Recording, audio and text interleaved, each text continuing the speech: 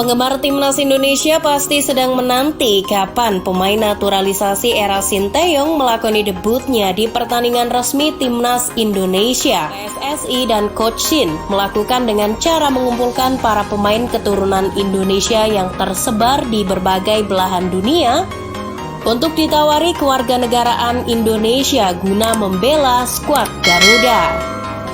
Tapi kenapa yang dicari justru pemain belakang? Kebetulan pemain yang dipilih Sinteyong hampir semuanya berposisi sebagai bek. Tentu saja soal naturalisasi pemain ini menyisakan rasa trauma, mengingat dulu pemain seperti Otavio Dutra, Fabiano Beltram, dan Bio Pauline juga dinaturalisasi, tapi hasilnya nihil. Apalagi proyek naturalisasi ini hanya dimanfaatkan untuk mengakali kuota pemain asing di Liga 1. Namun, proyek kali ini meski serupa tapi tak sama.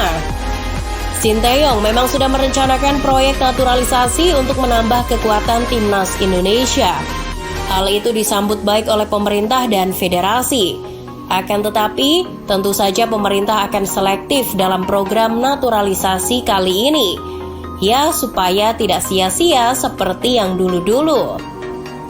Tentu dengan dukungan yang didapat dari pemerintah dan federasi, Sinteyong tidak menyia-nyiakan kesempatan ini. Coach Shin pun tidak sembarangan dalam memilih pemain yang akan dinaturalisasi. Bahkan, ia butuh 1 tahun lebih hingga akhirnya menentukan 4 nama awal yang bakal diajukan ke PSSI. 4 nama awal yang diajukan oleh Sinteyong kepada Federasi Sepak Bola Indonesia adalah Jordi Amat, Sandy Walsh, Miss Hilgers, dan Kevin Dix.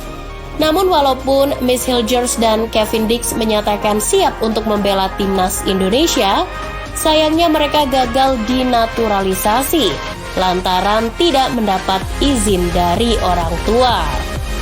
Praktis, baru Sandy Walsh dan Jordi Amat yang sudah menyerahkan berkas penunjang proses naturalisasi dengan lengkap. Keduanya merupakan pemain berposisi bek. Sekarang tinggal menunggu proses dari pemerintah dan tentu menunggu foto Jordi dan Sandy yang sedang mencium bendera merah putih serta memamerkan KTP baru. Selain nama-nama tadi, ada nama Shane Patinama, pemain berusia 23 tahun milik klub kasta tertinggi Liga Norwegia, Viking FK, yang juga bakal dinaturalisasi. Kabar ini dikonfirmasi langsung oleh Exco PSSI, Hassani Abdul Ghani, melalui postingan di akun Instagram pribadinya. Ia menjelaskan bahwa Shane sudah mengirim surat pernyataan bahwa ia bersedia bermain untuk timnas Indonesia. Ia juga menyertakan dokumen pendukung lainnya. Dengan munculnya nama Shane Patinama yang berposisi bek kiri, fans timnas Indonesia mulai menyayangkan keputusan Sinteyong yang banyak menaturalisasi pemain belakang. Fans Indonesia merasa posisi yang harus mendapatkan perhatian lebih adalah lini serang. Namun, keputusan Sinteyong untuk memanggil beberapa pemain belakang bukan tanpa alasan. Memang, di era Sinteyong, Indonesia memiliki bek-bek muda berbakat seperti Alveandra Dewangga, Asnawi Mangkualam hingga Pratama Arhan. Namun, masih tidak cukup apabila pertahanan timnas hanya diisi oleh para pemain muda saja. Sedangkan, hanya Fahrudin Arianto pemain senior yang posisinya tak tergantikan di lini pertahanan Indonesia. Sinteyong ingin memperbaiki pertahanan timnas Indonesia. Tak bisa dipungkiri pertahanan Indonesia masih jauh dari kata bagus, terutama dalam menghadapi skema bola mati. Pertahanan Indonesia seringkali kecolongan melalui bola-bola atas dari situasi set piece. Masalah pertahanan Indonesia tentu soal postur tubuh. Postur pemain bertahan Indonesia yang kurang tinggi mengakibatkan mereka cukup kesulitan ketika harus berduel di udara dengan pemain-pemain jangkung milik tim lawan. Nah, dengan datangnya pemain naturalisasi, diharapkan dapat menutup kelemahan timnas Indonesia tersebut. Apalagi pemain yang bakal dinaturalisasi seperti Jordi Amat sudah malang melintang menghadapi striker-striker top Eropa. Ini jelas menjadi poin plus tersendiri bagi Sinteyong. Jika Sandy Walsh dan Shane Patinama resmi memperkuat timnas Indonesia, mereka juga akan mendukung pola permainan Sinteyong. Berkaca dari beberapa pertandingan yang sudah dimainkan bersama timnas Indonesia, pelatih asal Korea Selatan ini sering bermain mengandalkan kolektivitas para pemain. Sinteyong juga sangat mengandalkan kedua sisi fullback. Saat Indonesia membangun serangan, Sinteyong kerap menginstruksikan salah satu fullback untuk naik ke tengah dan berdiri sejajar dengan gelandang bertahan timnas Indonesia. Dari situasi inilah, Coach Shin sangat membutuhkan pemain fullback dengan kontrol bola yang bagus, serta memiliki ketenangan yang tinggi, agar dapat menciptakan lini tengah yang kuat dan variatif. Dengan naiknya salah satu fullback ke lini tengah, maka gelandang lainnya bisa bermain lebih ke depan untuk membantu serangan.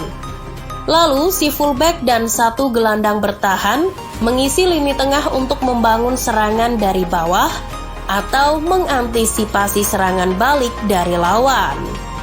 Dalam skema permainan seperti itu, Sandy Walsh dirasa menjadi pemain yang tepat untuk mengisi peran tersebut.